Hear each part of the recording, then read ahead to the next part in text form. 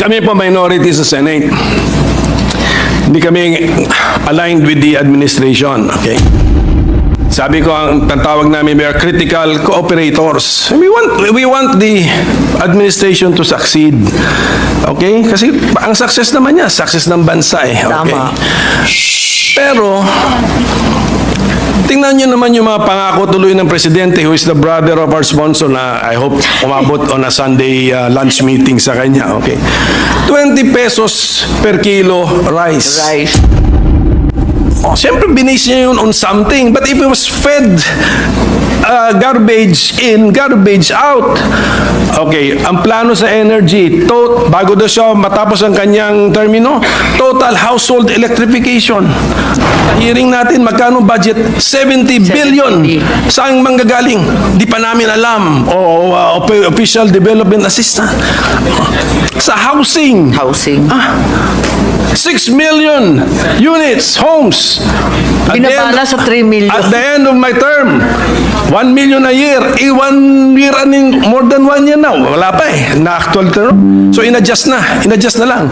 6 million housing units to be launched. Oh. I mean, and then the poverty incidence rate. No, I share the minority leader's frustration, and I do not know the president very well, but I know he has interest in mathematics. Yes. Okay. Alam ko yan. Alam ni ate siguro yan. Okay. He's math interested and in physics mathematics. major po. Math and physics. Okay. Yes po. And then he always mentions governance being science-based. Okay, science-based. Pag mali-mali, science-based means you analyze the data, make your conclusions, but the data are researched. Iba-ibang klase research, theoretical, and of course the on-the-ground research. So siguro it's time for this administration to shape up in the first step. Let's have accurate data, collect accurate data so that the scientific-based decision-making process of this administration will really be effective and based on realities on the ground, Mr. President. Yes, I think we all share your frustration, and that is why Listahanan 3 will now be folded. PSA hopefully is strengthened and fed through the CBMS system. And that way we get a more coherent picture in the Philippines. Kawawa kasi Presidente rin, Mr. Presidente. Sa zona niya, he mentions figures eh. Yes, 18% Pati unemployment rate, naki-question natin, tinanong natin ang doli. Mali-mali din ang mga figures. So ito, kung sabihin ng Presidente, poverty incidence rate will be down to 9% at the end of his term. Yun ang sabi. That's the goal. The starting point is 22%. If the DSWD figures are to be believed, mali. It should be 30%. Then how can he bring it down to 9% at the end of his term, Mr. President? So let's help the administration. We help the President by feeding him correct figures or siguro may factual basis naman po yung ating mga figures. Hindi lang siguro baka desktop or tabletop calculations lang po ito. Actually, I appreciate niyan the listahanan eh. Kasi ang assumption ko niyan, from the ground, sinuyod niyo po yung... That's correct. ground. Kasi may mga pangalan yan eh. Hindi katulad ng PSA na sampling. Nagsasample rin yung listahanan, pero basically, as you said, it's derived from the ground. MTFF assumption. Then how come the administration does not use the 30% figure of DSWD, the more accurate figure? Kaya yung plano niya sa 2028, by the time the President exits, 9% na lang daw, single digit na daw ang poverty incidence rate. Kawawa naman kung hindi talaga ma-achieve because he assumed 18 or 22% ng assumption. I'm getting the MTFF assumptions, Mr. Mr. President? Yung lowest 40% of that. Yes, I think the idea or the strategy of the DSWD is to saturate the poorest barangays. So yung more prosperous are excluded in their listing, which probably bloats the poverty number to 30%. It Kasi does not- saturation of rural and urban poor yan eh. Secretary, with your people, it does not nga eh. That's my point. Even if we assume that the unsurveyed 5 million Are all rich.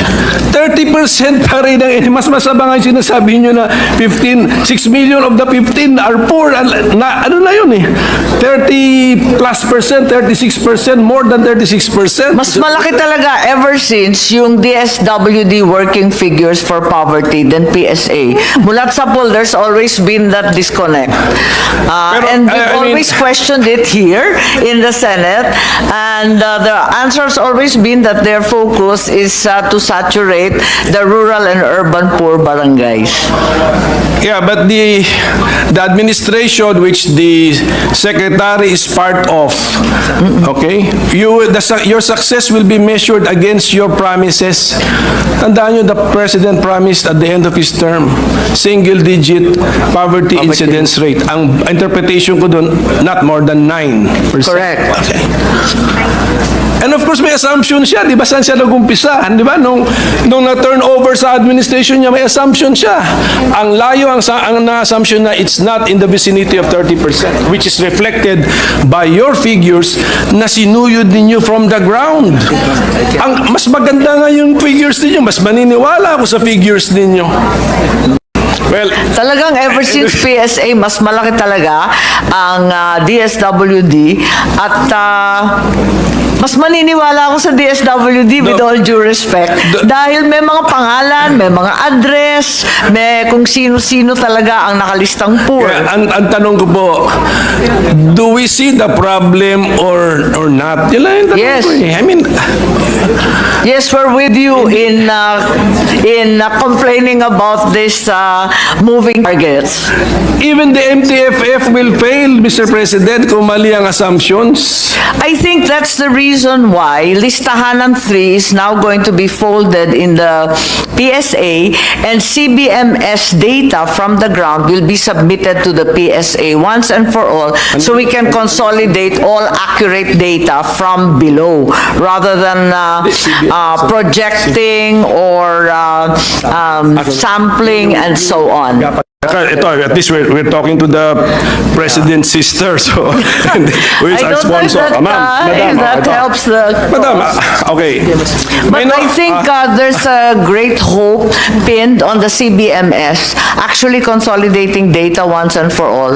Dahil as we know, yung PSA naman very undermanned din. And the 2020 census, as a matter of fact, was finished very late dahil nga sa COVID. So talagang may problema lahat ng datos natin.